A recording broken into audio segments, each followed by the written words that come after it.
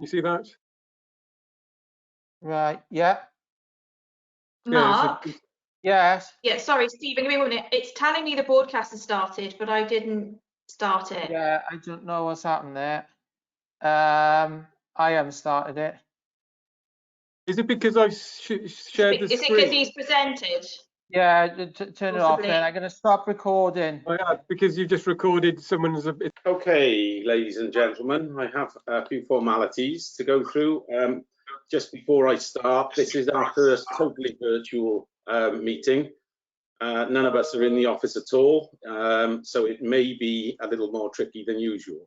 We're already having difficulties with Marcus's connection, but we hope to resolve that.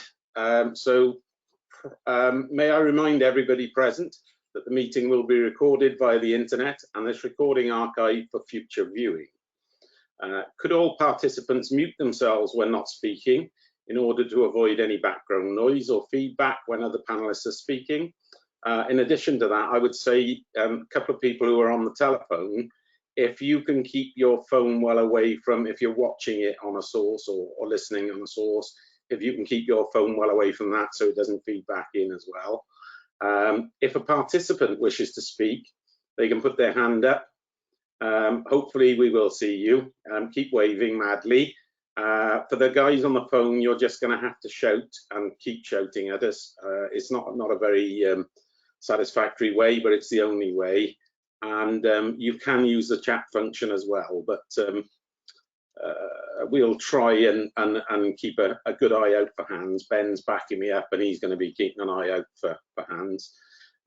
If any participant has difficulty hearing or being heard, they should let the chairman or the democratic officer know as soon as possible. If they have a webcam, they should try turning this off. It may help with their broadband because it does eat up width. But being heard is the most important, not being seen. So welcome as well to public speakers and attendees observing, and we will make a quiet start in this very unusual meeting. Somebody's phone going. Hello.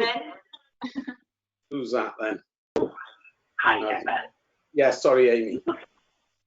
Chairman, can I've just received a message to inform me that Councillor Wilson will be joining at 4:30 today. Okay, thank you. Right, so item 1 on the agenda, as is usual, is apologies for absence. Do we have any, Amy? No, Chairman, none are received apart from the message from Wilson. Okay, thank you very much. Have you all, well, you've all had a chance to read the minutes. Are you happy that I signed these as a true copy of the 2nd of September meeting? Happy to move the minutes, Chair. Thank you. No discontent? No. Okay, good. Any declarations of interest? No. Good. Okay. So that moves us along to the reports of regeneration and planning. So the first one, excuse me, I've got a bit of a frog in my throat. First one on the agenda is Longlands Quarry, Corntown. It's 2019-004054. I believe Ian is going to present this to us. Ian, over to you. Thank you, Chair. I'll just run through it briefly and get up on the screen, hopefully, the plans and photographs. Can members see the plan that I've put on screen here? Is the plan being shared? Okay, great. Okay. Yes, it is, Ian. Yeah. Lovely, thank you. Okay, so this is a full planning application for the extension of Longlands Quarry. It's a 7.2 approximately hectare extension to the east of the site. If you can see the plan on screen at the moment, the red outline is the site area. The plan I've now shared, the area in brown and grey on the left of the screen is the existing extent of the quarry operations, and the eastern lateral extension that's phase 1 and that's phase 2. So in exchange, if you like, for a lateral extension, the applicant is willing to relinquish the previous planning permission from 2017. That planning permission would have allowed the quarrying of the consented area here to at least as far down as 25 meters AOD, at which point dewatering would have been required. What the applicant is offering to do is to keep the existing levels in that in the consented quarry, and then the lateral extension would be down to broadly an equivalent depth as the existing quarry, which is 46 AOD. If you want figures, that would mean relinquishing about 1.2, just over 1.2 million tons, and it would be 1.97 would be quarried in this area, so an increase of about 700,000. There's no objections from any technical consultees. It's about 300 meters or so from nearest dwellings, just a bit more. The same limitations that affect the existing quarry would be the extended area would be subject to. So, for example, that would mean there wouldn't be an increase in the number of vehicle trips going to and from the quarry per day. That would be kept at the same amount. And the final date, the sort of backstop date of 2042, I believe, would remain the same. I think that's broadly the main detail. So I'll leave it to members if they have any queries or points they want clarification on. Okay, thank you, Ian. Right, I see we haven't any late reps or whatever we call them these days. No. But we do have a speaker. So before I go into questions, I think it's the speaker next. Amy, is the speaker lined up? It's Mr. Yes, Tinsley. Yes, I'm just giving him panelist rights now, Chairman. Great. Mr. Tinsley, when you are ready, can you hear us?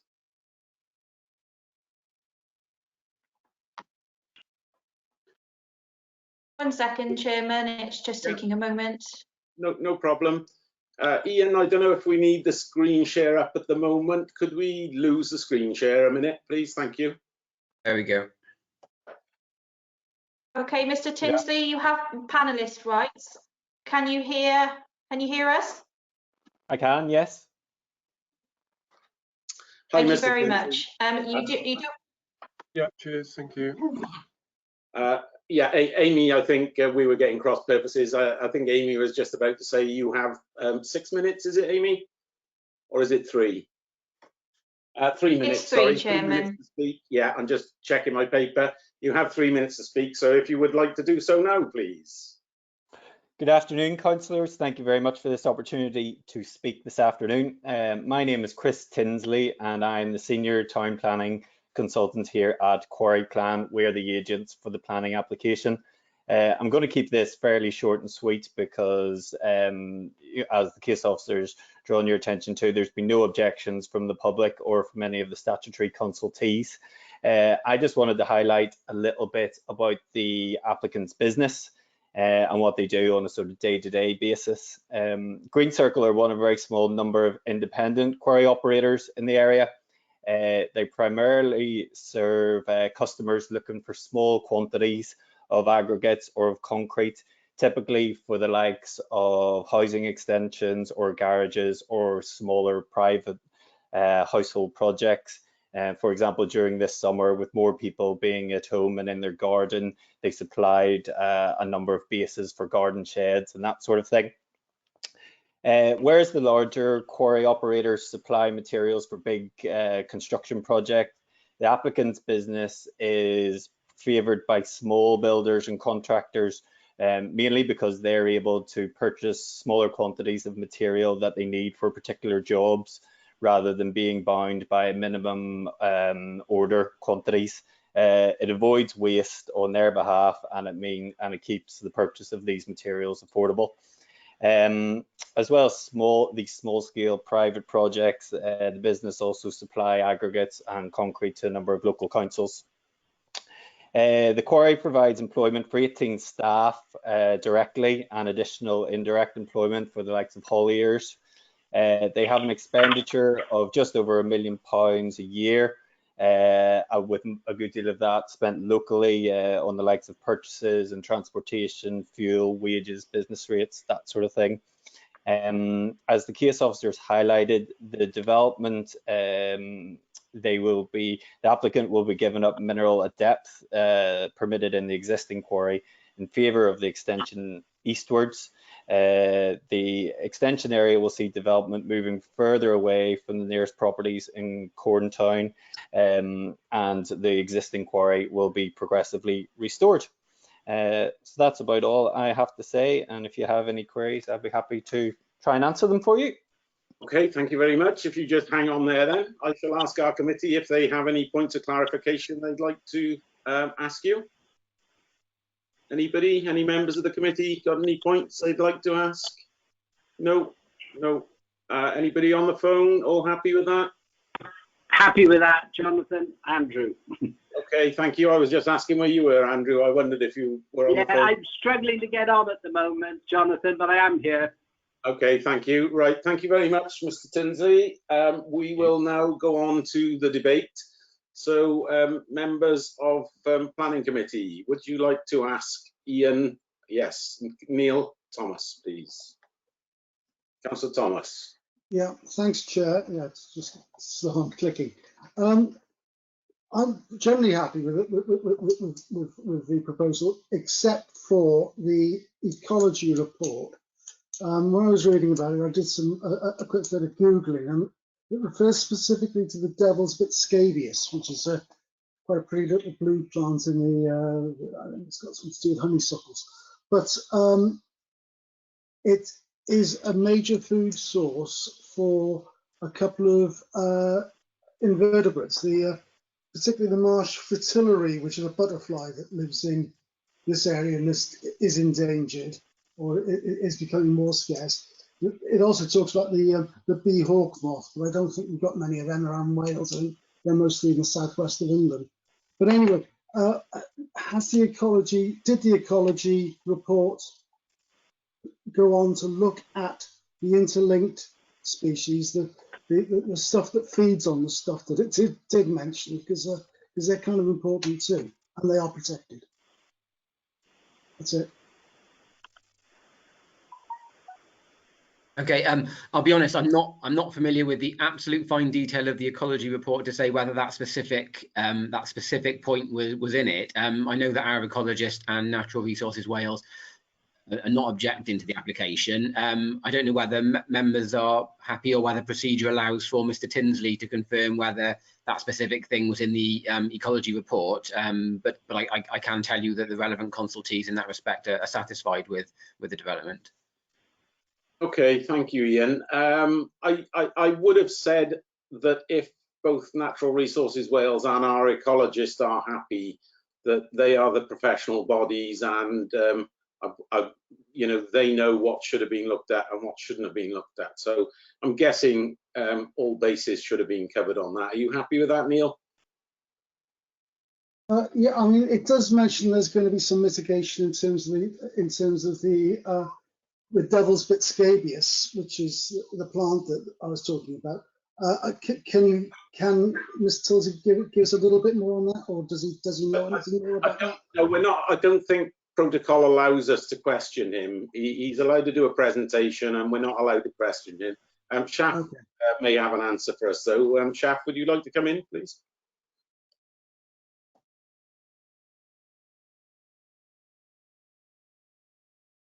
I'm not sure if you can hear. I mean, sorry, I'll just try and offer a bit more comment. I mean, there's the requirements and commitments in the ecology report submitted with the application, you know, would have to be adhered to, you know, according to the conditions. I can certainly come back to you after the event on that. It's just it's a particularly detailed element of the ecology report.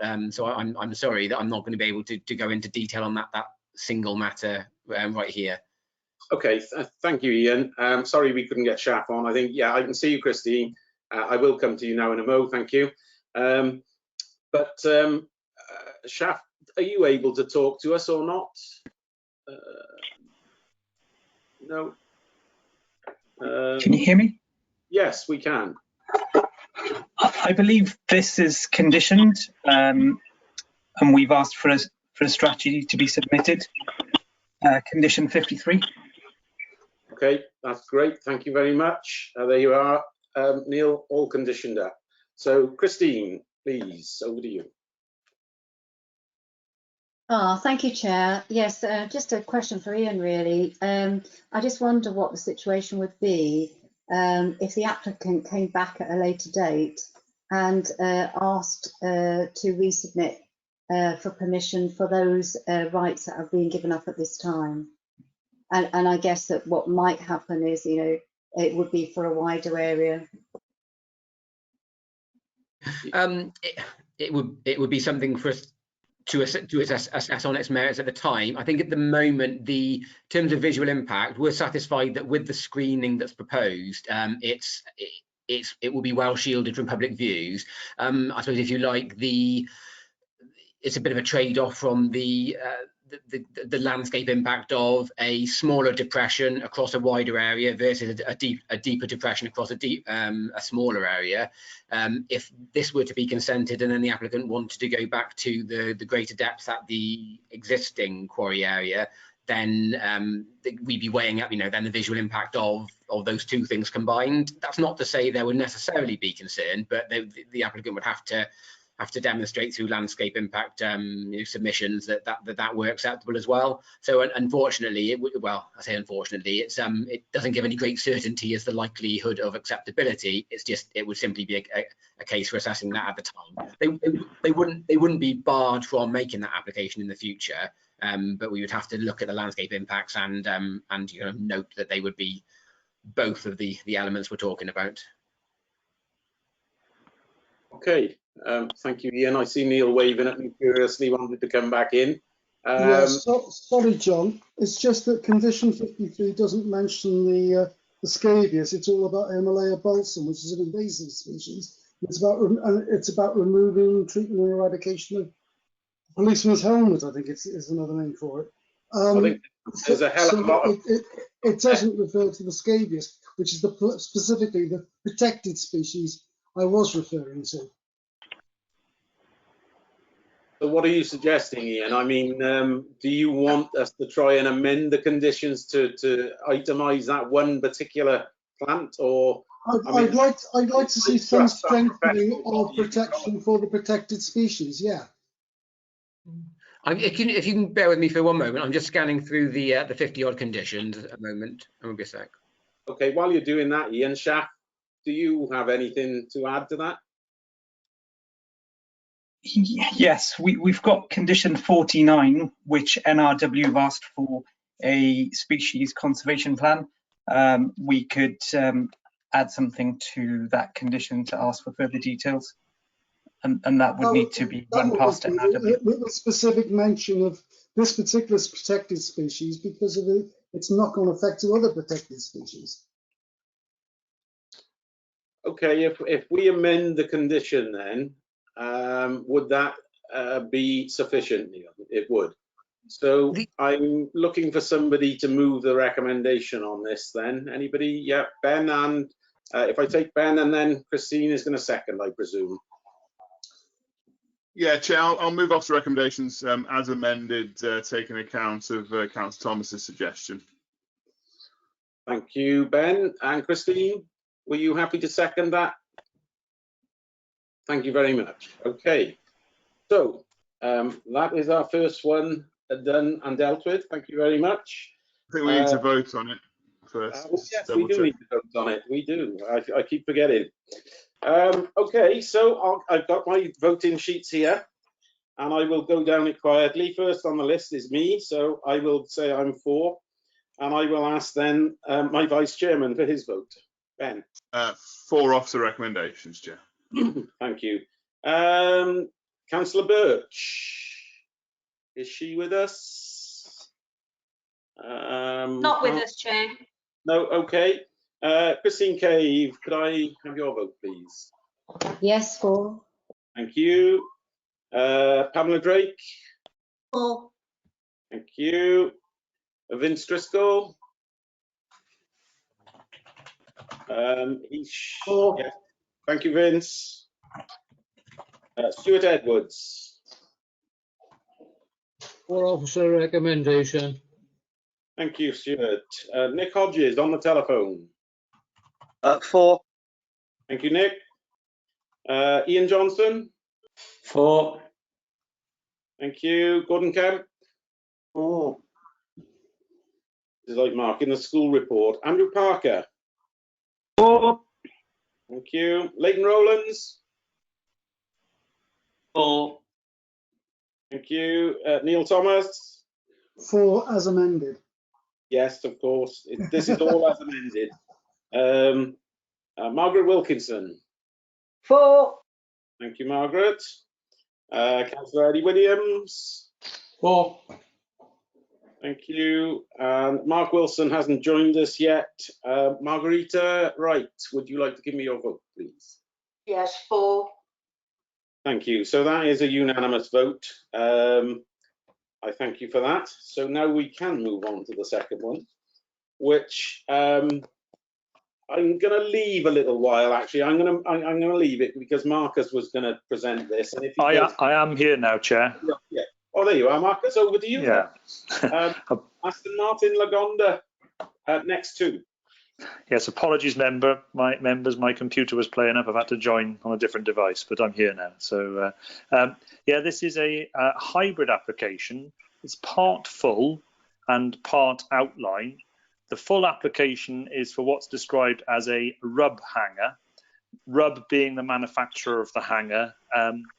A rub hanger, just for explanation, is it's a large frame and there's a very thick plastic type fabric strung over the top of it. It's a similar type of structure to what we have on Barry Island with the top hat, and it is a similar structure actually to the O2 if you've ever been there in London. So it's like a plastic fabric strung over a metal frame, just to explain. So it's a 2,500 square metre rub hanger for aviation uses, and associated slab and apron in detail, and an outline planning application with all matters reserved for 37,500 square metres of offside operational employment facilities, details of which would have to be submitted afterwards. The site is located wholly within the St Athan Enterprise Zone on land allocated in the LDP for employment purposes. There have been a number of consultations, but no specific objections. The one key thing to note on this application, which is dealt with in the section around section 106 contributions, is as part of the scheme, there are requirements usually for section 106. That is set out in the report. But as is not uncommon, the development for commercial development like this on a site has been able to show that viability-wise, it's not able to satisfy the specific financial parts of the section 106, although they have indicated how they intend satisfying issues around job support. Unusually for an application like this, what we have recommended is that a condition is applied. So we have accepted the viability report in respect of the full part of the application for the rub hanger. But because it's in outline for the other part, what we have done is asked that a condition be applied to the consent, which requires the applicant, one, to enter into a section 106 agreement on the outline bit if there is no viability evidence at the time that a reserve matters comes in. So it's a little different to what we would normally do. We would normally apply a section 106 to the whole development, but because it's a hybrid application and because we've accepted the viability statement in respect of the rub hanger alone, we have applied a condition which requires a section 106 agreement or viability statement to be submitted in respect of the outline development part of the application. So just to explain why that's happened. Ian has put the plans up on the screen, I think, just to show the location. It's directly adjacent to Aston Martin, the Aston Martin building. Yeah, if you want to just point to the Aston Martin building, Ian, on the screen, just above. Yeah, that's the Aston Martin building. you can see it is the land proposed is directly adjacent to that. Do we have a plan of the actual rub hanger so we can show where that is going, Ian? Just to also explain, the access road to this land has already been granted permission under a separate consent. So that does not form part of this application. Sorry, I will get down to it. One of these plans is rather large, and it takes me a while to skip through it. But there is a here we go. There is a plan. There is a plan that does show the location, I believe. That's the rub hanger itself.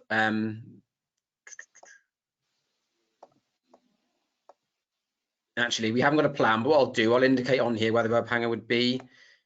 So if I look at it on this photo, the rub hang would be, so the site is all this. The rub hang would be in the far corner, isn't it? That's right. So the outline would be the buildings in the remainder up here. Okay, thanks, Ian.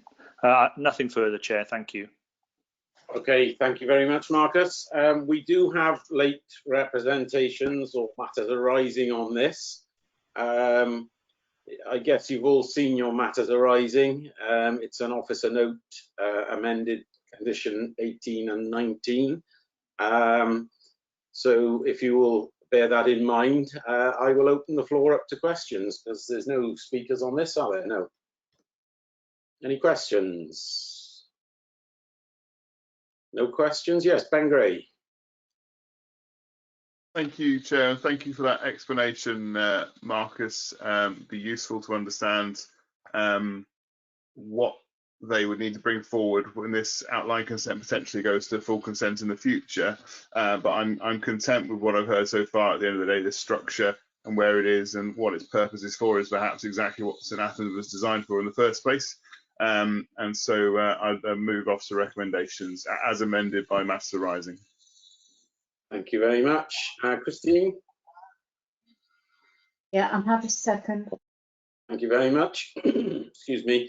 So what I'm going to do with this one, rather than ask you all, I'm going to ask, is anybody not in favour of this? You're all happy with officers' recommendations? Yes? I'm happy on the phone, Jonathan, Andrew. Okay, that saves us a little bit of time, thank you. So I will put that through. I think, Amy, just to clarify, are you happy that I've done it that way? Yeah. Chairman, yes, Chairman, if we've confirmed with those councillors who are on the phone and therefore not visible to you, if there's no objections on the phone or visually for you, then that is okay for the recording. Okay, great. Thank you very much. Guys on the phone, this is your chance now. Can you just confirm verbally, please? Confirm, Andrew. Confirm, Leighton. I'm okay, Nick. Thank you. I think that's everybody on the phone. So that one obviously is carried, unanimous again. I see Councillor Birch has joined us. Just for the record, Councillor Birch, do you have any declarations of interest? No. Thank you very much. Okay, so we will move on to the next item of the agenda, which is 2019-01371, Reserve Matters, East Quay. Ian is going to lead us through these. Obviously, you've seen we've had 4 applications on these, all reserve matters, and Ian has been dealing with these all along, so he knows them inside out. He's going to run us through these. Just clarifying with Amy, I think we have to take a vote on each one of these individually, don't we? We do, Chairman, yes. Yeah, okay, thank you. So Ian, if you could present on the first one for us, the public open space, please. Thank you, Chair. Do you want me to refer to the matters arising now, or would you rather I did that after the description of the application? Sorry, Ian, you could refer to them now, and we do have a speaker. Do we have a speaker? No, we don't have a speaker, do we? We just have people, interested parties watching us. So if you could go through the matters arising, that would be really helpful as well. Will do. So we've got members will have seen two matters arising listed. There was an email from a local resident and subsequently two letters from another local resident. The first one raises some concerns regarding potential contamination of the water and drainage issues and contamination under the land, and the two letters we received raised some concerns regarding flood risk, drainage, contamination, and the proximity of the site to the adjacent biomass plant / incinerator. The officer, you might have noted, the officer's response on the matters arising pages is that essentially these are matters relating to the outline planning permission at the waterfront. So there are conditions on the outline permission which deal with each of these things.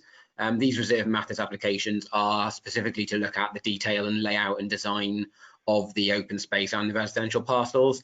They're not applications where we're essentially entitled to look at fundamental issues that were dealt with at the outline stage. So that's effectively the summary in the matters arising notes, albeit if members want clarification on that, of course, by all means ask. So moving on to the application, I'll just give a bit of context first. So the first application we're going to look at is the application for the open space, but I'll just run you down to a plan of one of the residential parcels because it's probably more useful in just showing the context of the East Quay as a whole. As Chair mentioned, we're going to be looking at 4 different applications. One is for the public open space, which is, I'm sort of circling here. And then there's 3 residential parcels, one which is in colour there, and then 2 further separate parcels here.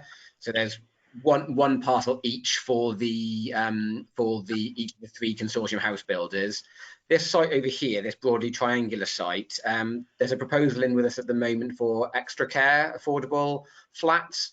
That's not in a position to be reported at the moment, so that one's not on the agenda, albeit it's got its own distinct access off the highway, so there's no reason in officers' opinions why these ones can't be considered, and that could be considered at a later date.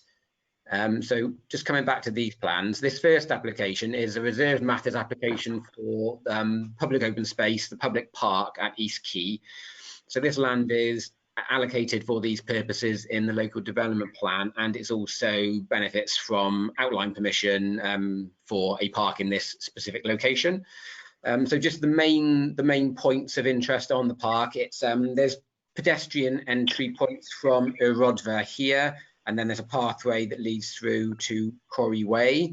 Then there's a further sort of network of paths through the park leading to a new area of public realm which runs around the graving dock. If any members have seen the public realm that's currently being constructed on South Quay Waterside with the block paving, it'd be very similar in character and design to that. The main park area is different grassed areas, so some amenity grass, which is what you'd see as kind of a more closely mown amenity areas, some areas of longer meadow grass, which is to comply with ecological requirements on the site, various areas of sort of flowering lawn and bulb planting. This area here is a spiral footpath that goes out to a raised kind of platform where there's proposed to be some kind of enclosure like a pergola or something to act as a bit of a focal viewing point. And then this circular area here is a play area, which I'll show you on the next plan. So across the waterfront, there's a requirement for a certain amount of play space to be provided in the legal agreement, and what's left over to provide on East Quay is 1 leap, which is a local equipped play area, and 2 laps, which are the sort of smaller type. So rather than having 3 different areas, the design incorporates all of those play requirements into to 1 larger play area, broadly equivalent in size, possibly slightly larger than the large play area adjacent to the link road. And then finally, just outside that, there is an area of picnic benches for sort of parents to oversee play within the park. I think those are the main issues, so I won't go into any more detail, but if members need clarification, happy to provide it. Okay, thank you very much, Ian. Now, on the message board, I have Ian Johnson, who wants to speak on this, and the other 3 applications. So I think it's only fair, as part of it is in his ward, as I think it is anyway. I'm not 100% sure, but Ian, I will let you come in first and see where we go with this. Thank you, Chair. I wasn't sure if it was more appropriate for Ian to. The problem is these are a block of applications, so I'm wondering if it makes more sense for. Not quite sure what's going back on that. As you've got a block of applications, they are interrelated. So even if we're voting on them separately, I think it makes sense for Ian to talk through the range of them, and then we come back afterwards. Does that make sense to you, Chair? It kind of does, but each one is an individual application, and Ian has only run through this as an individual application. So I think really that would be changing our protocol. I think we need to deal with each one of these as they are on the agenda. So, you know, if you want to make broader points while you're speaking on this, that's fine. But I think we will debate this. Okay, I'll do my best then to make broader points whilst also being related to the individual application. As I say, I don't think it makes a lot of sense treating them separately, given that 3 of them are effectively on the same street. I know, but that's a bit weird. Legally, then we have to treat them separately, unfortunately. So, and we have to take a vote on each one of them. So, unfortunately, it would have been easier to treat them as one, but we will treat them individually. Fine, I'll go forward to where we are. I want to say thank you to Ian for a mini site visit, I suppose is probably the best way of putting it, which included myself, Councillor Pam Drake and Councillor Millie Collins, who are the 2 local councillors for the ward. I thought it was very helpful to get an understanding of what was available on the site. This application, particularly regarding the public space, I thought that was a very interesting sort of layout and setup. It did raise queries, I think, that were of interest to myself and the local councillors about the access, the pedestrian access, because of course there's a very busy main road nearby, and the way that it links in with the nearby accommodation, and also the view of from much of the public open space, which is of the biomass plant incinerator that is further to the industrial area further to the east. I don't think I have any particular objections to this as a play park area. It's part of the the wider waterfront, and it's clearly needed for the eastern side of the waterfront area. So I'm happy to support the park proposal as it's put forward here, noting the importance, I think, of screening from Corey Way the views of the industrial area that goes out to the east. Thank you, Chair. I will want to speak on the impacts upon the housing area at a later point. Thank you. Okay, thank you. Sorry, I believe it's Pam Drake's ward, and Pam would like to speak as the local member, obviously. Yes, it was a very good site visit. I haven't tramped over that land for years. You know, it's a mess at the moment. It's scrubland, and I welcome something being done with it. The only concern I have, which Barry Town Council actually raised an objection, is about the management of the site afterwards, because we do have a lot of antisocial behaviour down there, and I do have concerns about that. And I welcome that they, I think in the plans, they amended it, they increased the level of plants and things. And, you know, with climate change and everything, we've got to be looking at that. So I would welcome a comment about that problem, about the management of this site as and when it's done. But the site, I think, is absolutely brilliant, and I welcome it. Thank you, Pam. So that's a question on social management as well as physical management then, really. Ian, could you give us an answer on that one, please? Yeah, that's fine. So in terms of management, there's conditions requiring landscape management and implementation plan to be submitted, which would tell us how the site is maintained. So when we say management in a condition like that really means how the park is maintained from a perspective of, cutting the grass, replacing dead trees, maintaining the play equipment, that kind of thing. I know Bury Town Council are concerned they would rather the council was managing the land instead. One of two things can happen: either the developers can pay the council monies to go forward for usually 20 years, I think, to manage it, or they can manage it with a management company. I'm still happy that we're in full control over the robustness of the management scheme, because if they put in a management schedule which is inadequate, we won't approve it, and subsequently when we do approve something sufficiently robust, if they don't keep to that and it's not being maintained accordingly, then that's enforceable. If it gives members any comfort, I've probably gone back to the consortium 5 or 6 times on management schedules they've submitted on other parcels of the waterfront, because they haven't been sufficiently robust. Things like they've only been proposing to replace dead trees and plants, for 2 years rather than 5, and things like that, or not mowing frequently enough. So it is something we're very aware of, and we'll make sure that the management schedule is adequate.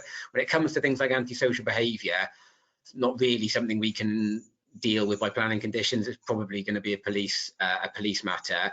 If the residential parcels are approved, members will see that there's quite a substantial overlooking of the park from sort of 3- and 4-story buildings, which you'd hope would serve as a disincentive to anybody to behave in that way. You can never rule it out, but it's not something the planning process can really deal with, I'm afraid. Okay, thank you very much. I've got Neil Thomas coming in next, but just before I go to Neil, Pam, were you happy with that response? Yes, I'm happy with that. I was just concerned about the antisocial behaviour, about damage to the park and things like that, but as you said, if those bills go ahead, that people will be able to see those kind of things and hopefully report them. Hopefully, yes, it should be a very obvious site, and with it being such a nice site, I would like to think that people will take pride in it and certainly frown upon anybody doing any damage to it. But Neil, you wanted to come in. Yeah, it's on the management of the site. We've seen horror stories from other parts of the UK where development companies have kept control and management of play areas within their projects, and have then excluded tenants from the social housing and so on from using the facilities for various reasons. And I want to ensure that no such thing could possibly happen in this area. It's, as I say, a horror story, but we have heard about them. Okay, Neil, I think Ian will be able to reassure you on that. As our planners, they're not going to wear anything like that, but I'll let Ian say that.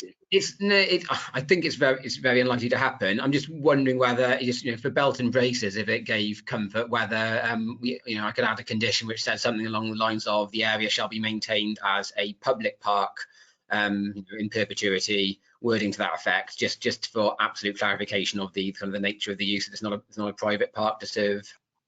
With full public access, not just for residents, because as I say, some of the ones we've heard about in the press have been for they've reserved it for the expensive flats and not allowed anybody from outside or anybody from the social housing to go on.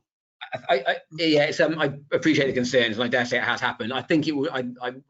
I think it would be unlikely in this case, but I'm certainly happy to add a condition on. I don't think the developers would mind, because I think that would be in line with their intentions anyway. Well, I would have thought it was unlikely in any case, but it does happen. Yeah. Thank you for that. We will amend then, Ian, using that. Now I've got Councillor Gray and then Councillor Wilkinson would like to come in. So Ben, if you would like to come in next, please. Thank you, Chair, and thank you for your explanations, Ian, with regard to matters arising and the outline consent covering those. I've already heard 2 or 3 members say that they're keen on this. I'd just like to formally move officer recommendations as amended just then on this application. Thank you very much, Ben. Margaret, you wanted to have a word. I will second Ben's recommendation, and I'll second that.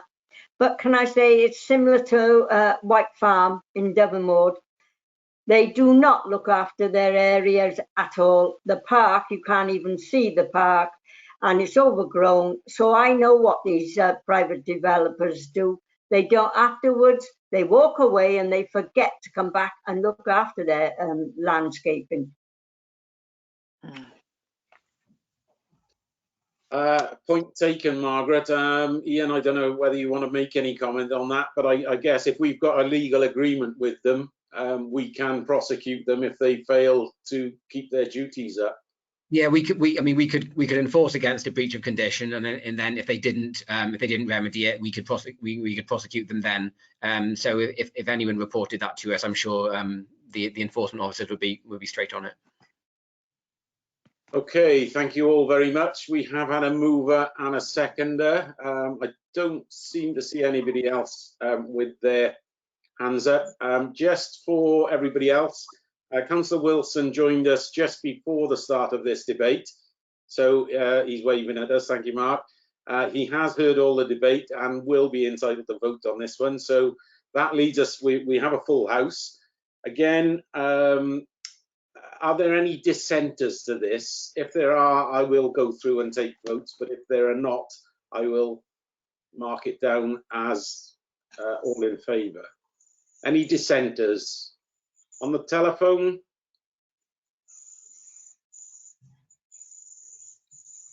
Nick, are you happy? Happy with this one, Chairman. Yeah. So nobody unhappy with this. So we will say that's a unanimous decision.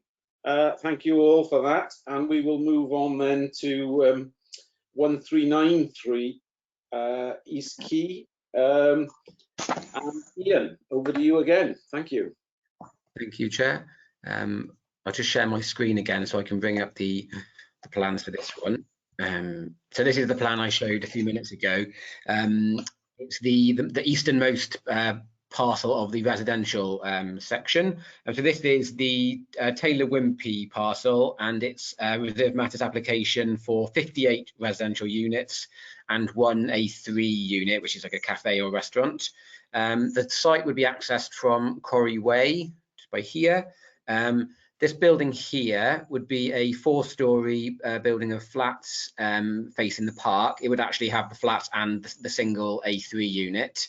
And then the remainder of the dwellings would be a mix of 2 and 3 stories. I'll just show you some street scenes. So those are some of the street scenes showing the composition of the types of houses. Very similar in design and character to what you see on West Pond and South Quay at the moment. I should just say, of the 58 units, there's 9 affordable. The legal agreement, just as a recap, places an obligation on the developers to deliver a certain percentage, 15% of all units to be affordable, and in the latter phase of the waterfront, 80% of those have to be social rented. So the 9 units, 9 social rented units here would mean that this developer is in compliance with what they're required to be across the whole of the waterfront for affordable housing. Let's go back up to the layout plan. So there's this, I won't go into too much detail on the design. There's kind of active frontages to all the roads. There's been a bit of work done on the rear of these to ensure that there's a sufficiently active frontage facing Quarry Way. Highways engineer is happy with the geometry of the layout and the visibility displays and the amount of parking proposed. I don't think I've got anything further, Chair. Thank you, Ian. Obviously, Ian Johnson is going to come in and have a chat on this. And while Ian does, if anybody else would like to come in, please wave your hands. Could I ask Ian to drop the... Thank you, Ian. Ian Johnson, over to you. Thank you, Chair. Thank you to Ian for the presentation there. As said earlier, Councillor Drake Collins, myself, and Annie Robinson visited the site, and we walked through the area and talked through some of the issues that have been raised.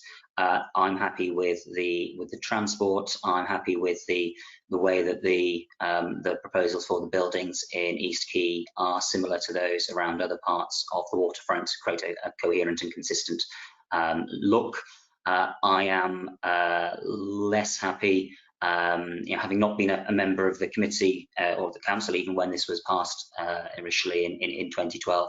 I feel less happy with the allocation of private to social and affordable housing, sort of across this area and across the waterfront in general. In Barry, we've seen a lot of social and affordable housing only developments, and it seems that there was an opportunity missed to have a better mixture around the waterfront. I don't know if the proximity to the main road and the train station is the reason why this is the area that's got fewer affordable houses than other parts. In saying that, I do want to come back to some of the matters arising that have been sent in and raised by Ian earlier, just to get clarification regarding how those fit in between the outline applications, which were 2009 passed in 2012, and then the 2014 application, which has been continually updated. I think the last I saw was a decision notice version 11 for January 2020. There's reference to lots of different conditions within there, and I think I need clarity on exactly where those fall. In particular, I think with regards to the state of the graving dock and the sort of what may or may not be in there. I'm not an expert on decisions made 25 years ago. The CSO, the sewage outlets, and the drainage issues that were raised in one of the matters arising. Just clarification on how the conditioning of that operates in this context. And finally, then the incinerator, the biomass plants, which was given permission by the inspector prior to the 2014 application going forward. Obviously, the 2015 application and some of the recommendations and discussions that have followed, if I understand it correctly from standing on Corey Way, this will be the closest set of houses to that plant. I know that for Dockview Road, for example, I believe there's measurement of potential contamination, public health issues. I'm just wondering what consideration has been given to that in the context of these properties here. I mean, it's perhaps indicative of the attractiveness of the industrial area that they're fronting onto the waterfront and the graving dock, rather than fronting onto the main road and the biomass plant behind. So I think everybody recognises that that's a little bit of an eyesore that maybe people don't want to talk about, but I think that does have to be referred to in the context of this application. Thank you. Thank you, Ian. Just before I ask Ian Robinson to come back on that, Mark Wilson, as I said, joined us earlier. Mark, I just have to clarify with you, do you have any declarations of interest? No, I don't. Thank you very much. Right, that leads us with all the T's crossed and I's dotted then. Ian, could you come back to Dr. Johnson, please? Will do. Yeah, just in terms of affordable housing, the percentage of this parcel that's affordable is just over 15%, and the 15% I refer to is obviously quite a bit less than the 30 and 35 and 40 we see for different settlements in the LDC, and that was a consequence of the viability of this development at the time that the outline was approved. There are review mechanisms in the legal agreement, but essentially for now it's 15%. What we wouldn't have wanted was all of the affordable being stored up for one site. So broadly speaking, we've wanted kind of 15% of each site. I didn't deal with the first applications on West Pond. A colleague of mine did, but they were slightly under on provision, which has actually worked out reasonably well for us, because it's meant that they've had to slightly over provide on the phases where there's an 80-20 split in favour of social rent, which is where the need is, rather than 50-50 on those earlier phases. But that being said, it wasn't a significant under provision and isn't consequently a significant over provision. And here it's just over 15%, so it's about what you'd expect to see on each parcel. In terms of decision notices, it's not so much that the consent's been revised all those number of times. The way that we sort of process things administratively now, every time there's a condition discharged or approved, we issue a new decision notice with the details of that on it, so that anybody looking at decision notice can see the most up-to-date version, see all the documents that have been approved and things like that. So when you see online something like, you know, decision notice version 11, it's just that we probably approved conditions or discharged conditions 11 times since the application was determined. On the matters arising, I'm still in correspondence with the gentleman that submitted 2 of the matters arising on those matters to try and give him some comfort on the kind of how the outline conditions deal with that. And that's all I can really say at the moment, is that the outline conditions do deal with it, and the subsequent development, if approved, of these dwellings has to still have regard to and be done in accordance with the terms of the outline conditions. So in terms of drainage, yeah, some concerns being raised regarding the combined sewer overflow, but my understanding is that the surface goes to the dock and the foul goes to the public network. It goes to a pumping station just north of that triangular site first, and then towards a rising main. I'm in some discussion with the developer's designer and the gentleman that made the matters arising on that, just to try and give him some comfort that that's been looked at with the scrutiny he thinks is fit. In terms of contamination, I won't and can't go into absolute detail on the nature and specifics of what the contamination is and how deep it is, but I hope it would give members comfort to say that there's a lot of robust contamination conditions on the outline consent, and the developer has been very good with getting the details in to discharge those within the timescales they should be, rather than doing things after the event. So when we get those details in, we consult Natural Resources Wales and our regulatory services sections. I'm not in remediating contaminated land, so I rely on the responses of those consultees, and they've been happy with what's been put before them. Same principles really, I would say, for the biomass. I mean, the first biomass was approved, get the timeline right, before the waterfront outline was approved. So the waterfront outline was approved in knowledge of a plant of that nature being there. You know, it has outline consent. The proximity of this specific biomass plant can't really enable us to revisit the principle of the fact that this has outline planning permission, and that planning permission has been implemented. Really, it's for the biomass developments to demonstrate that they're safe, and I know that's a matter of contention, but in terms of principle, really those are being approved, or have been approved, are being considered in knowledge of the proximity of residential properties here. So it's up to those applications to show that they're safe in that proximity to these houses, rather than these houses that already have outline consent needing to show that they're safe retrospectively to fit alongside the biomass, is how I would look at it. Does that, I don't know, does that cover the points? I think so, Ian. Yes, you need to come back. I think that covers the points that I've raised in the context of the what's part of the outline application and what's part of the reserved matters.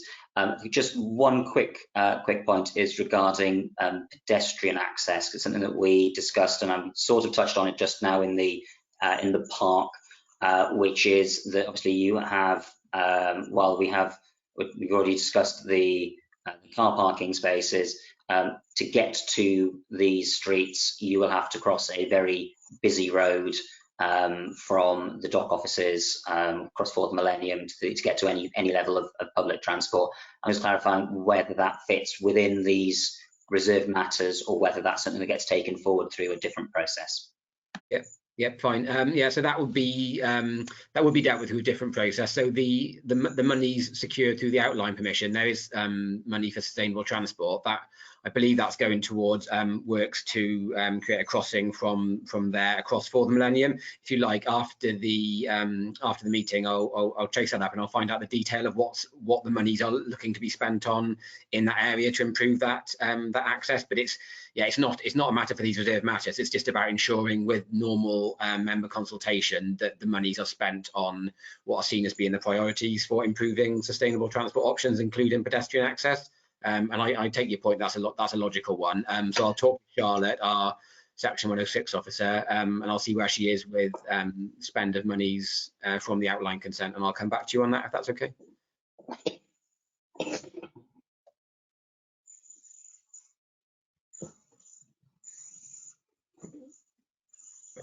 Sorry, Pam, I thought I was unmuted. You would like to come in? Yes, I just want to say our planning officer has cleared up a lot of the concerns I've had about this site for a long time. I haven't got a scientific brain. It's all about the contamination of the site, but knowing what in the past what was always there. And in regard to the gasification plant, this reared its ugly head back in 2008 with Sunrise Renewables. So it's been there lurking all that time.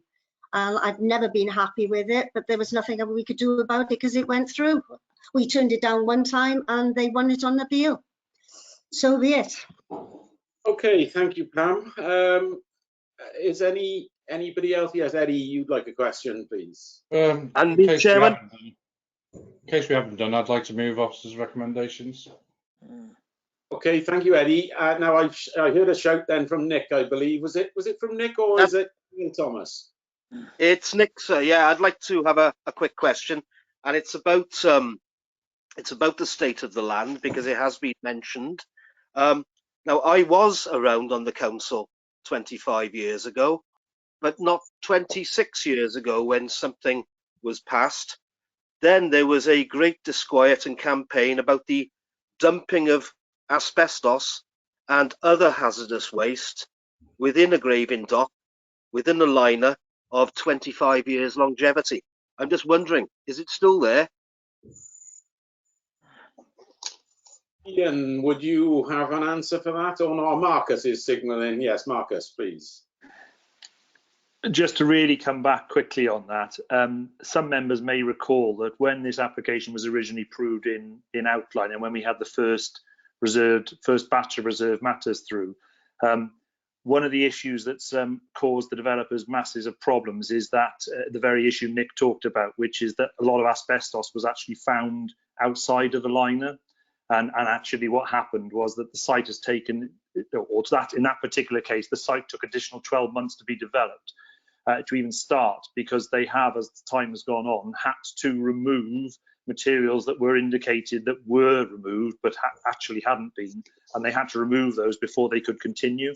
Now that was actually thrown up by the process of submitting details to remediate the site following the outline consent. I understand that there was if not a case, certainly action attempted to be taken against ABP because obviously the works to remediate the site initially were supposed to have been undertaken by ABP and the site was purchased on that basis. We are aware it has cost the developers considerably more to develop the site than they originally expected because of the amount of material that had to come out of there. So that's just a little bit of knowledge dating back to around about 2010, 2011, when the first conditions were discharged following the outline consent, just to give some comfort that that material was discovered and it was removed. And I think Nick can probably recall that we got a lot of complaints at the time about the volume of vehicles that were taking material out of the site because it couldn't be kept on site, it had to be taken away.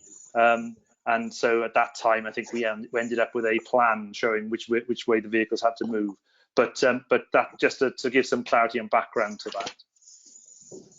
Thank you, Marcus. Now, Ben Gray has indicated. So, Chairman, coming back quickly on that, if I may. Yeah. I appreciate that's the story of the land, but I'm just trying to confirm and get it straight in my own mind. Does that include the encapsulated waste within the liner, within the graving dock? Just to come back on that, Chair, we are confident, given the discharge of the conditions which covered the whole site, dealt with that the site is safe given what the information that was submitted, and that was assessed and considered by Natural Resources Wales, and the conditions were discharged on the basis of that. So, I mean, as Ian said, I can't tell you whether the liner is safe or not, but the Natural Resources Wales were fully aware of what was there. Large amounts of material had to be taken out of the site and material brought in. As far as we're concerned, and as far as Natural Resources Wales and all the other consultees who were consulted on that part of the application are concerned, they consider that the condition was discharged around remediation of the land. Thank you, Marcus. So Ben Gray, you wanted to come in. Yeah, thank you, Chair. I was going to second Councillor Williams' moving of officer recommendations on this application. Thank you very much.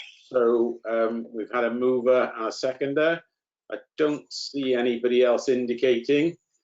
Do we have any people who are going to vote against or abstain on this? Nick Hodges here. I will be voting against, Chairman, until I'm aware that that liner is safe or that the material has been removed. Okay, that being the case, then I will go through my sheet and ask everybody how they're going to vote. So here we go then. I'll ask for myself. So I'm going to vote for. Councillor Ben Gray. For, please. Councillor Rhiannon Birch.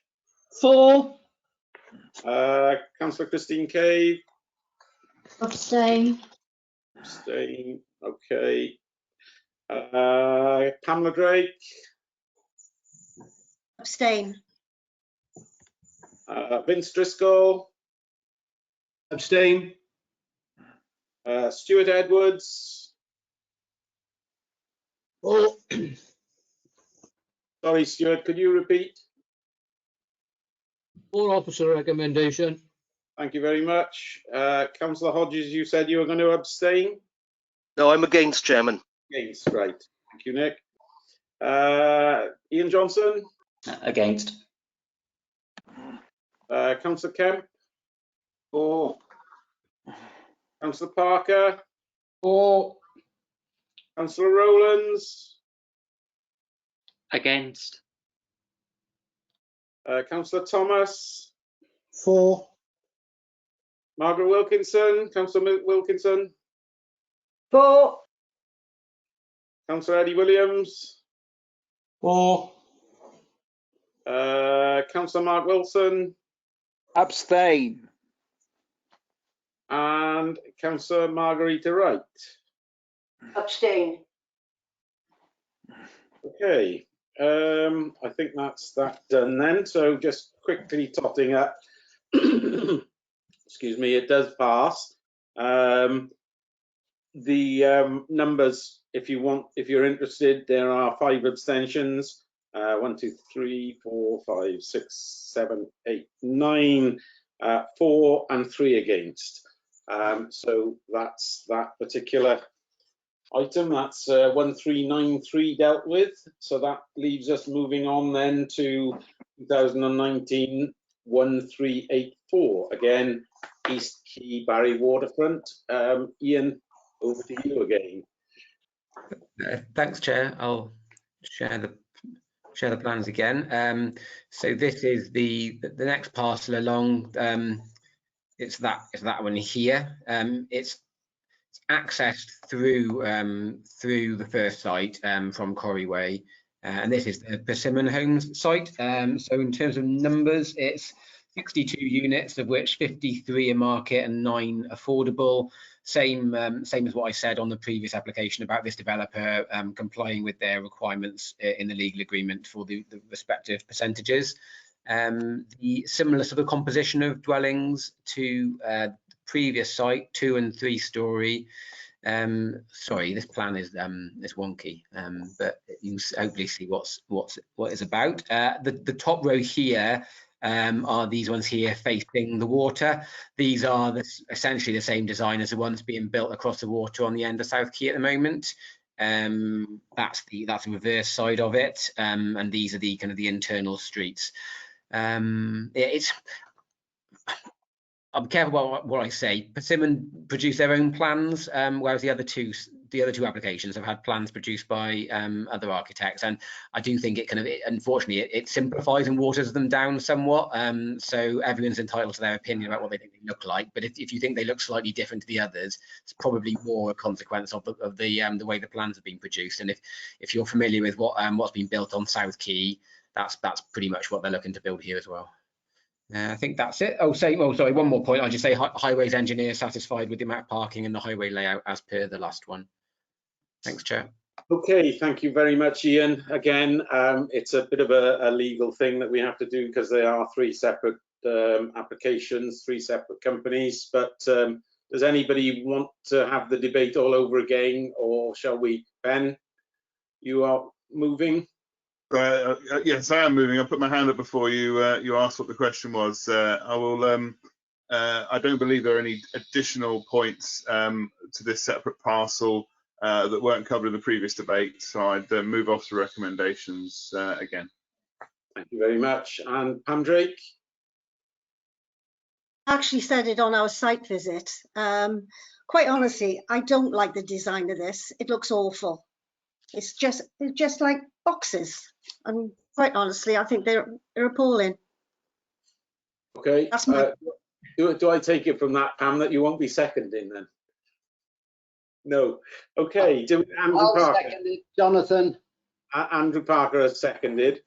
Unless we want to go through it all again, is everybody happy that we've had a bit of a debate on this when we go straight to the vote now?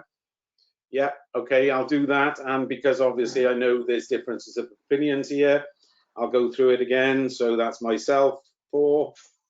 Councillor Gray? 4, please. Councillor Birch? 4. Councillor Cave? Abstain. Councillor Drake? Against. Councillor Driscoll? Abstain. Councillor Stewart Edwards? For officer recommendation. Councillor Nick Hodges? Against. It's the same graving dock. Yes, yeah, I take your point. Councillor Johnson? Against. Councillor Kemp? 4.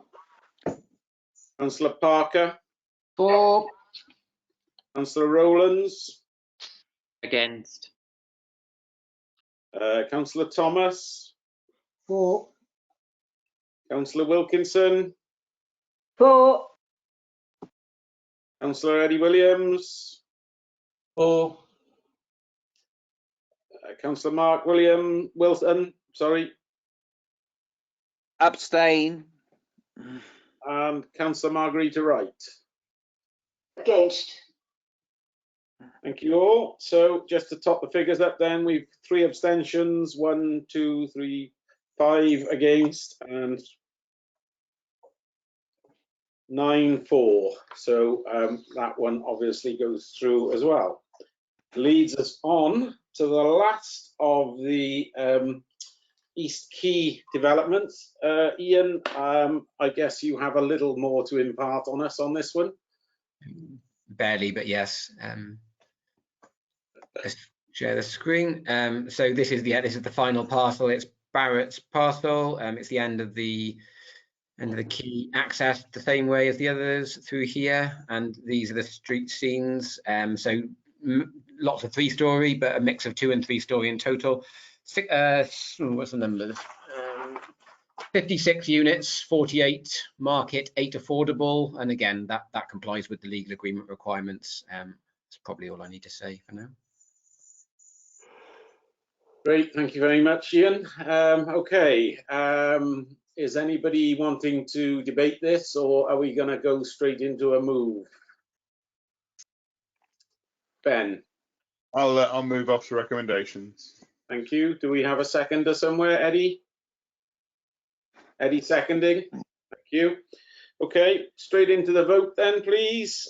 So I will ask myself. 4. Councillor Gray? 4. Councillor Birch?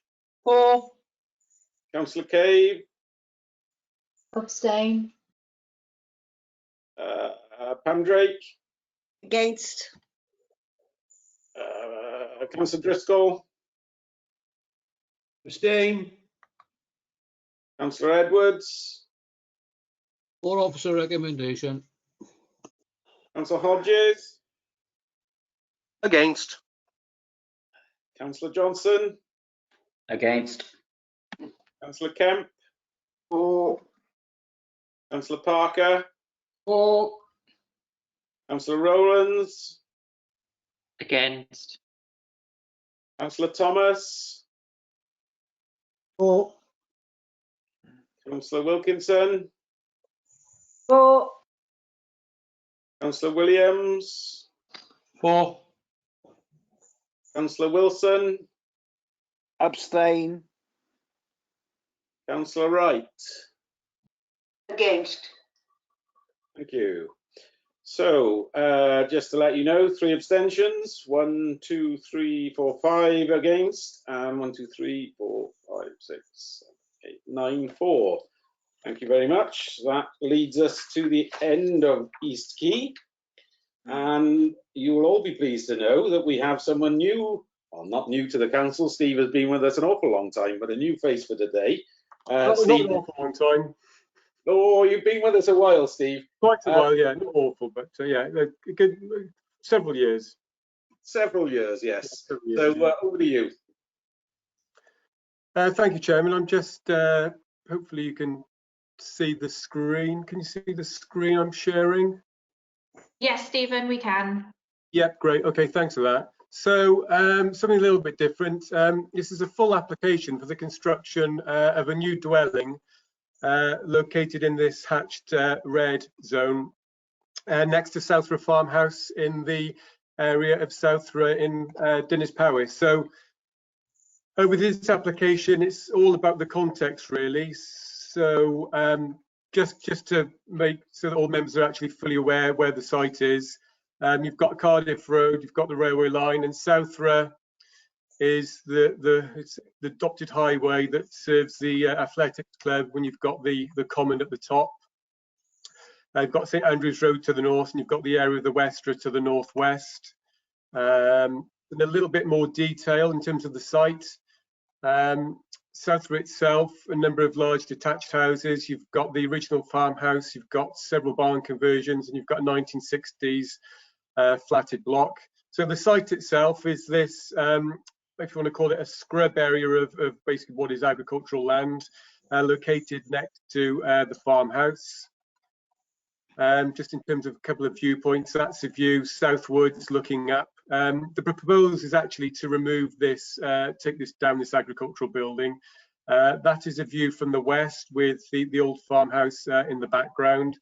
And that's a view more or less from the north, just to give an idea of how the land sits. So the application itself, as I said, it's for construction of a 2-storey split level dwelling. The scheme as well includes a lot of proposed landscaping, and it also proposes to reroute the existing public right of way, which at the moment runs, the definitive route is it runs southerly and then it sort of does a 90-degree dog leg westwards. But I believe the route that people actually use is more or less along the line of what is actually shown as a formerly diverted route. So the dwelling itself, it's by a sort of well-known architect whose work, works in the Vale. It's a very contemporary dwelling. So with the front, it's effectively single-storey. When viewed at the back, it's 2-storey, partly built into the levels of the site. Again, at the side, you get some feeling of how it's gonna sit. There's a cedar roof proposed. Material-wise, we're looking at vertical timber cladding, with the lower sections are going to be in stone, and the other elevation then facing the farmhouse is pretty much of a blank elevation. So again, just in terms of the basic layout, so what the scheme proposes to divert the footpath around the northern curtilage of the site. This is going to be a stone wall, and as part of the stone wall, there'll be a solar panel bank built into it.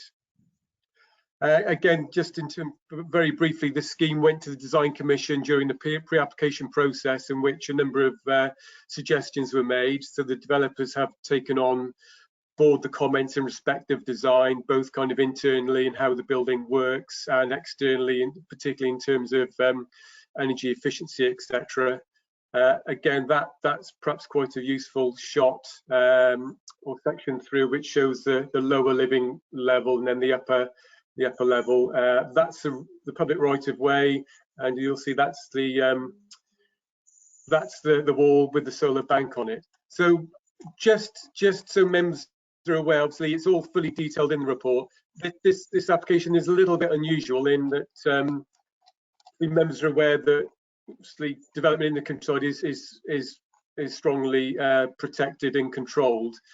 So the view of this application, as set out in the report, is that it is outside the settlement boundary, but what we've looked at is how the site relates to the context of the area, and the context of the area in this case is south of where you've got large detached dwellings, quite similar to the area of the Westra, where, if members can recall, in about 2011, 2012, we lost an appeal for a new house in the Westra, which I've actually got a picture of that at the bottom of the presentation for you, just to give you a little bit of an idea as to how that looks. So basically that's what's been built in the Westra, and to some degree what is proposed now in the South will be very, very similar, certainly in terms of its architectural approach and the way it relates again to the old farmhouse. But again, you know, the application's been supported by a significant amount of detail. We've got a detailed visual impact assessment, and another thing with the application as well is that it proposes a very extensive scheme of landscaping. So you've got the main house, and what the applicant is proposing to plant is a whole basically a native woodland to the north, in addition to some orchard planting to the south, and recreate native field hedgerows to the west. To some degree, all of it is really to give the site a little bit more of a feeling of enclosure, but in reality, all the works of native planting could be undertaken anyway without planning permission. This is kind of something he wants to do over and above perhaps what you'd normally have just for developing a house. So I think I'll leave it there, Chairman, if that's okay. I'm happy to answer any questions. That's great, thank you, Steve. I remember the site visit on the one at the Westra very clearly. So Marcus, you'd like to come in before?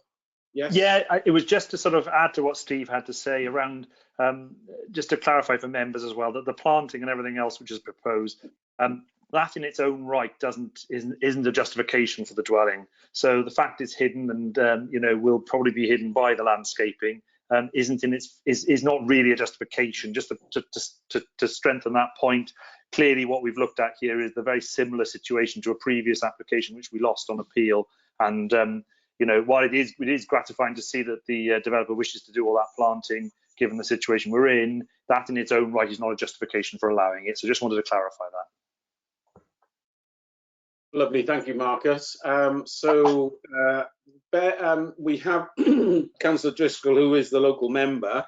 As protocol allows, Vince, do you want to talk on this? Hi, John. Thanks, Chair. I haven't really. Oh, sorry. I had a good site visit. I've met the applicant, and he showed me the plans.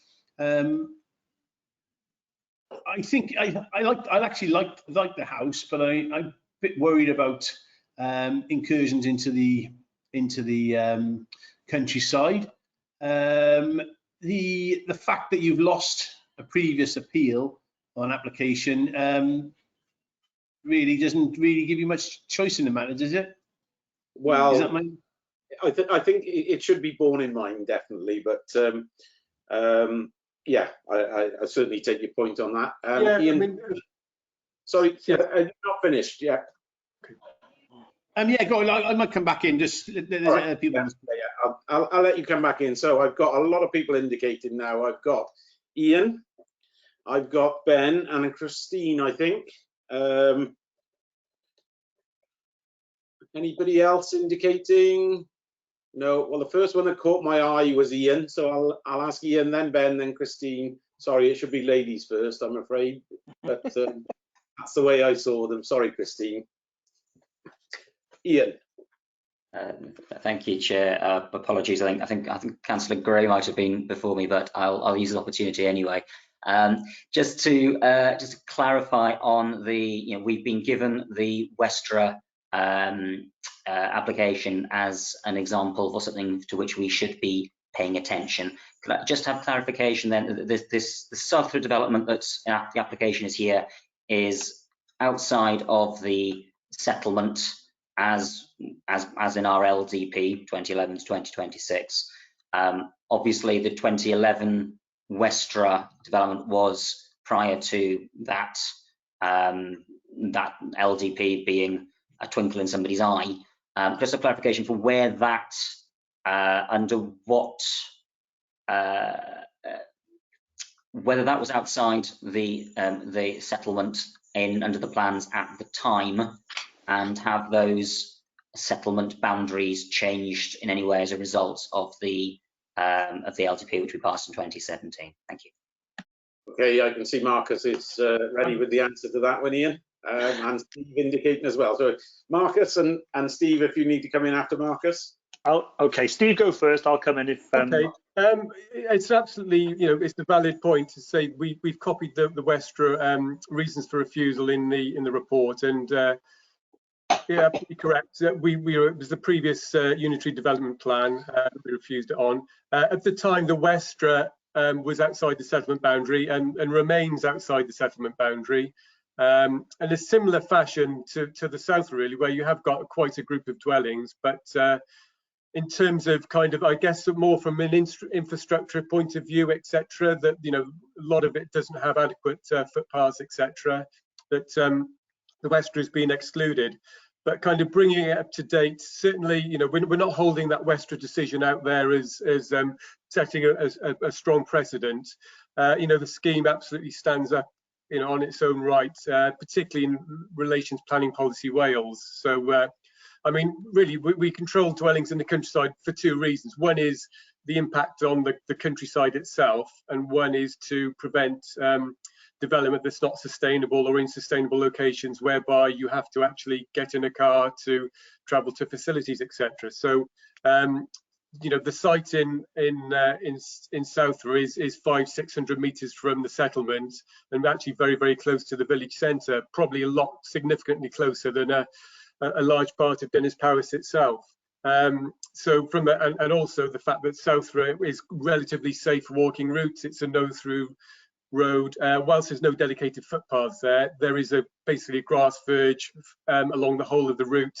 So from that point of view, we feel the site is sustainable, and then it falls down really on development in the countryside, and which is a similar consideration in the Westra application. I mean, we refused it on the basis that we felt that it was an unacceptable extension of ribbon development outside the settlement boundary. But having obviously reread the inspector's report, he looked at the character and of the dwellings in the locality, the size of the plots and the back gardens and the relationship, etc., and felt that it was just a logical continuation of it. So, absolutely, we developments in the countryside, we refuse a significant number of them. In the case of this application, it has been supported by a very, very comprehensive scheme. And as Marcus has alluded, it's not just over landscape to screen the site. The landscaping itself is more from an ecological benefit, really. So the LVIA does clearly demonstrate that the site is actually not that visible, only from about 5 or 6 viewpoints. And the most visible viewpoint actually is from the line of the adjoining footpath. So, but that's a very, very localized impact. Thank you, Steve. Marcus, do you have anything to add on that? No, I think probably Steve's made the point. The biggest point here is when you take account of Planning Policy Wales and the sustainability of the settlement, there are very few situations where this could be replicated. Dinas Powys is quite quite unusual in the fact that it's quite a large sustainable settlement located within farmland and on the edge, and having a lot of farmland close to it. And actually, if you look at the Westra development and this obviously off the Southra, they're very, very similar in they almost provide bookends to the end of the road at which they're located. The important point actually around settlement boundaries is settlement boundaries, they are designed to provide an end for development, but actually it does set out quite clearly both in Planning Policy Wales and in the plan itself that there are very, very few examples which might overcome this, and this is one of those examples based largely around the sustainability of where it's located. So that's really just to strengthen what Steve said, really. Great, thank you. So I've got Ben and then Christine. Ben. Thank you, Chair. Actually, if you leave the screen share up, Ian. Sorry, I switched it off. I'll put it back on again. Oh, Steve, sorry, Steve is in control.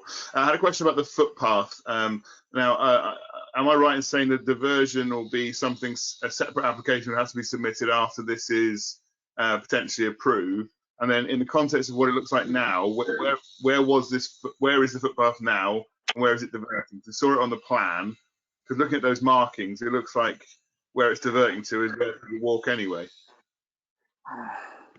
I'm just trying to call up another plan to, I won't cast because it'll get a bit complicated, but let me just go next screen down. So at the moment, the definitive line on our definitive map shows the path coming down here, then across on the southern side of this hedgerow.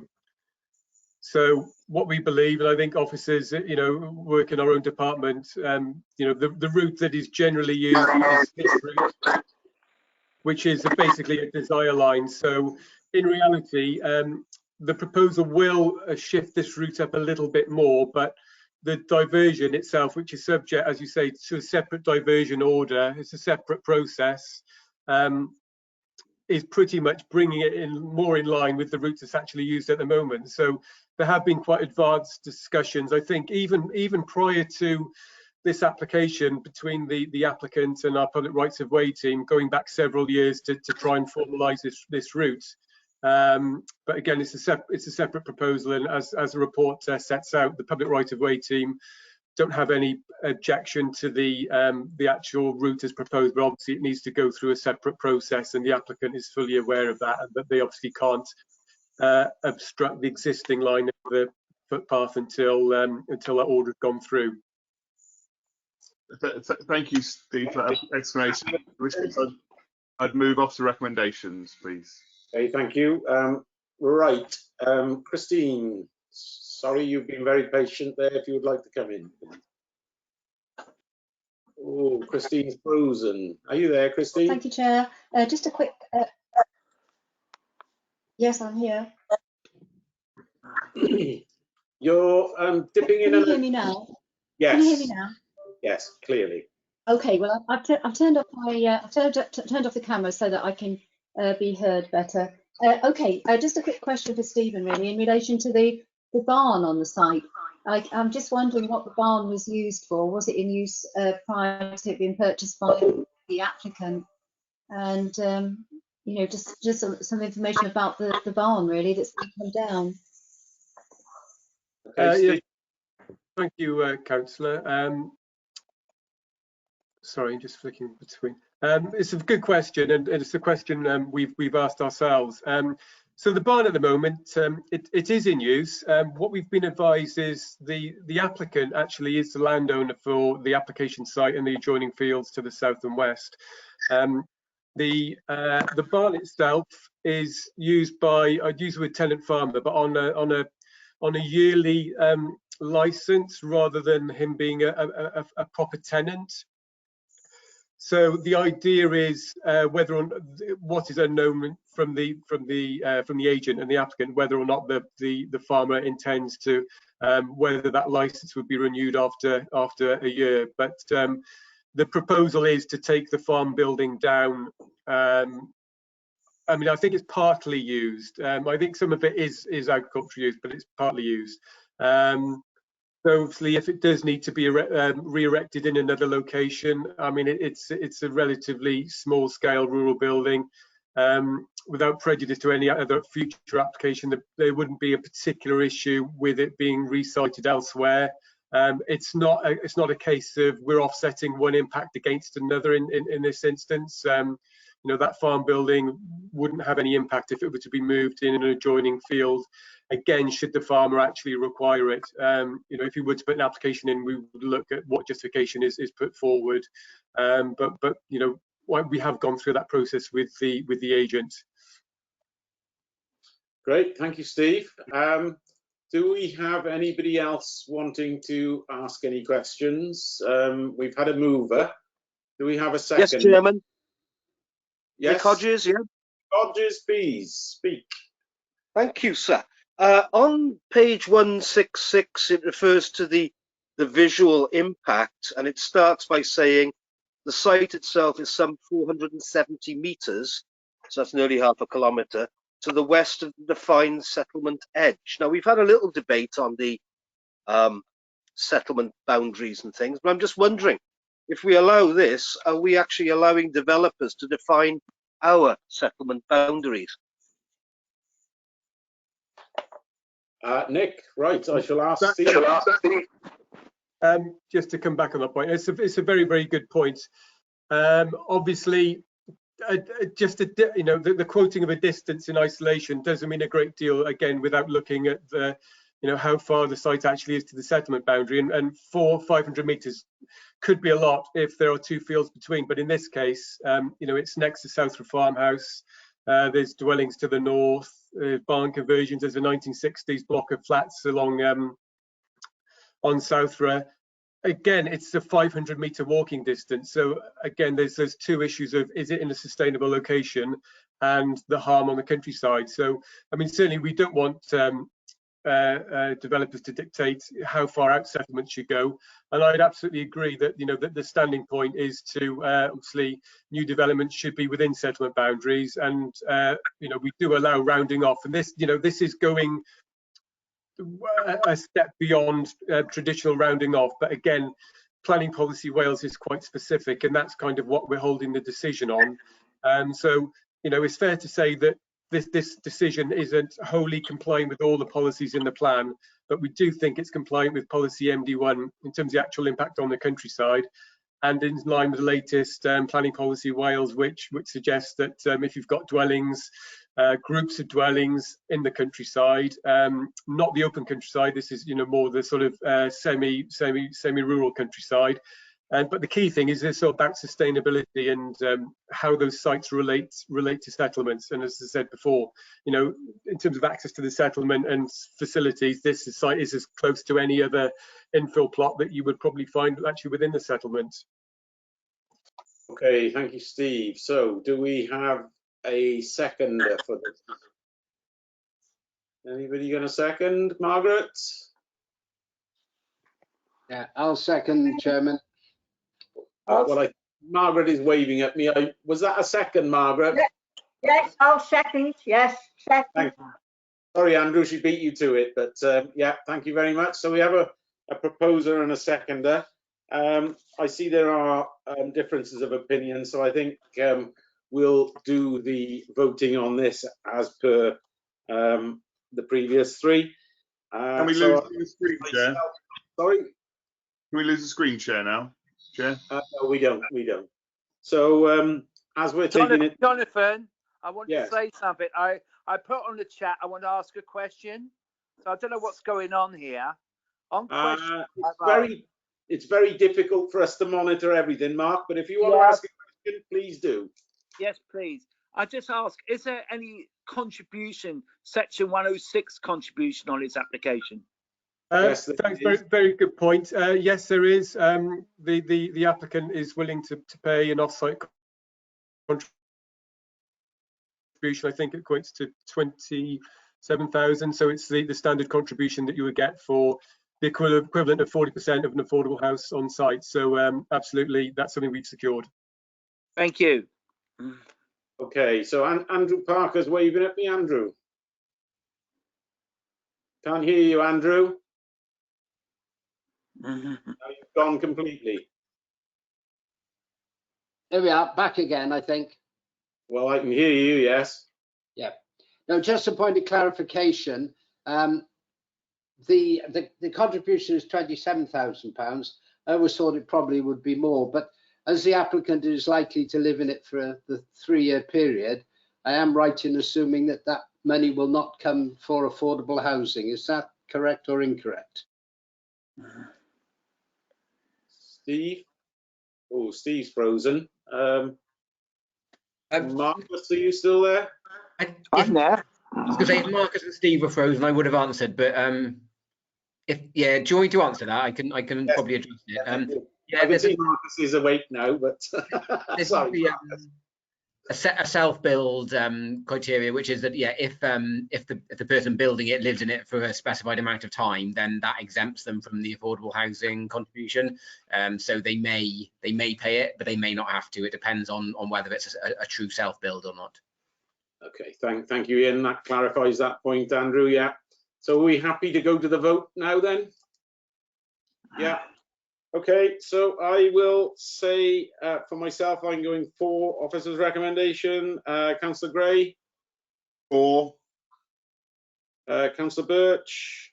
For. Councillor Cave? For. Councillor Drake? For. Councillor Driscoll? Abstain. Councillor Edwards? For officer recommendation. Thank you. Councillor Hodges? Not even getting the cash. Against. Councillor Johnson? Against. Councillor Kemp? For. Councillor Parker? For. Councillor Rowlands? For. Councillor Thomas? For. Councillor Wilkinson? For. Councillor Williams? For. Councillor Wilson? Against. And Councillor Wright? For. Thank you. So just to put you in the picture, 1 abstention, 4 against, and 1, 2, 3, 4, 5, 6, 7, 8, 9, 10, 11, 12, 4. Obviously clearly carried. So that finishes agenda item 4. I don't have any items deemed as urgent. So it just leaves me to thank everybody today. It was a new experience again for us all, and I think we're all improving on this muting and everything. I thought the meeting went very well. You've all behaved yourselves very well. Thank the officers. We've put a lot of work into it behind the scenes. Thank you all very much. Amy's been thundering away for the last few days trying to get us all working properly. But yes, thank you all. Thank you all for attending, and a good evening to you. You don't need a safe journey home. Cheers all.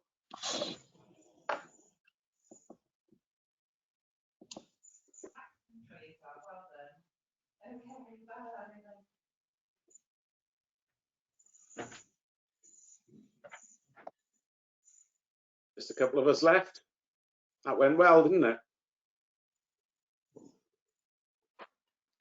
Are you okay, Margaret? Do you know how to disconnect?